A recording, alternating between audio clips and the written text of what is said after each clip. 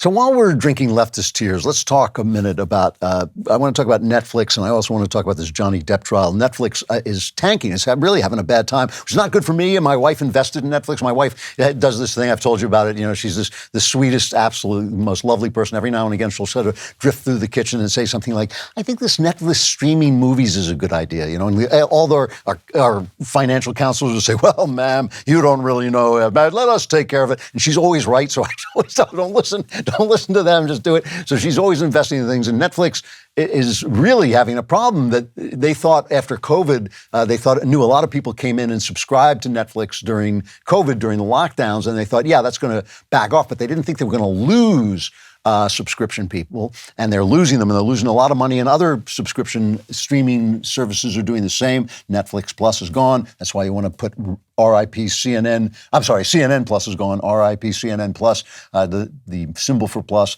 when you subscribe and you get 20% off to the Daily Wire. But anyway, Netflix is losing money, and they're saying, well, it's because we have so much competition or people are sharing their subscriptions. It never occurs to them to think about the content.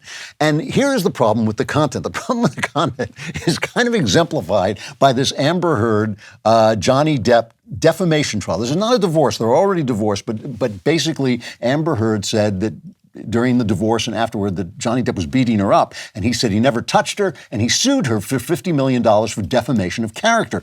And so they've been out there, these two movie stars, exposing their dirty laundry, and it's gossip, but it's kind of riveting. I mean, the New York Post had a headline, "What you need to know about the Depp-Heard trial." I thought, I don't need to know anything about it. But you know, what do I need to know about it? But it is kind of interesting. They recorded their fights because they're movie stars and they're not alive unless they think people can see them. So they actually recorded their fights, during which Amber Heard actually is threatening, I shouldn't laugh, it's a terrible, sinful, terrible thing, but I'm going to keep doing it. Amber Heard is actually threatening to beat up Johnny Depp. Here's just a quick cut of a recorded fight that they're playing in court during this procedure. I didn't punch you, by the way.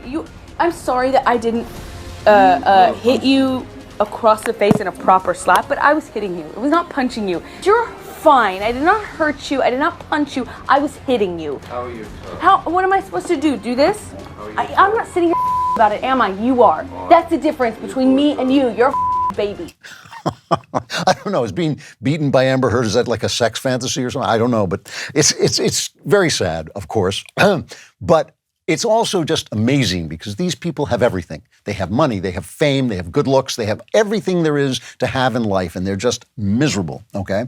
And this is why I wonder about the content, because when I turn on Netflix, they have good things on Netflix, you know, but after the BLM riots, it got very woke, and suddenly you turn on and every single show, there was no such thing as two white people getting married. There was no such thing as a show about white people. There was no such thing as a show that didn't have the wonderful black person and a black writer involved and all this stuff. And of course, I don't begrudge, there's a hell of a lot of talent in the black Hollywood community, I know that, and I don't begrudge them working. It's not that. It's what I begrudge is these dysfunctional Hollywood people lecturing me about race, because that's what it feels like.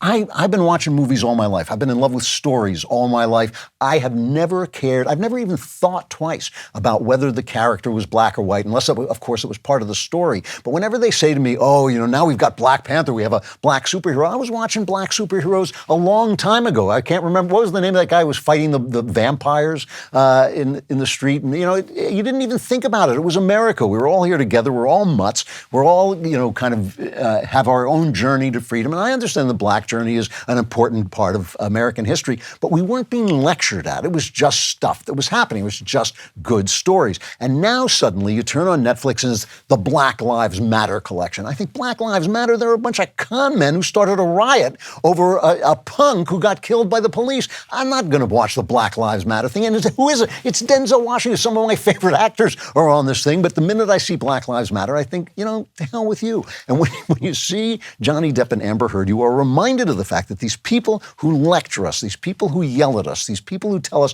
we're fools and deplorable because we voted for Donald Trump, these people who make triumphant speeches when they've got a little golden statuette from their fellow dysfunctional Hollywood people, these people who covered up for 150 years for Harvey Weinstein while he basically committed rape, They have no business saying anything to us except reading scripts written for them by thoughtful people of all sides. And they don't do that. And the content coming out of Hollywood is garbage. And it has become worse garbage. And even worse than that, it has become pinched garbage that only contains this little woke perspective that is the perspective of people like Johnny Depp and Amber Heard. And maybe we want people to get out of our way. All these powerful people, all these power centers, maybe they could just back off and let the people who are the country run the country, namely us.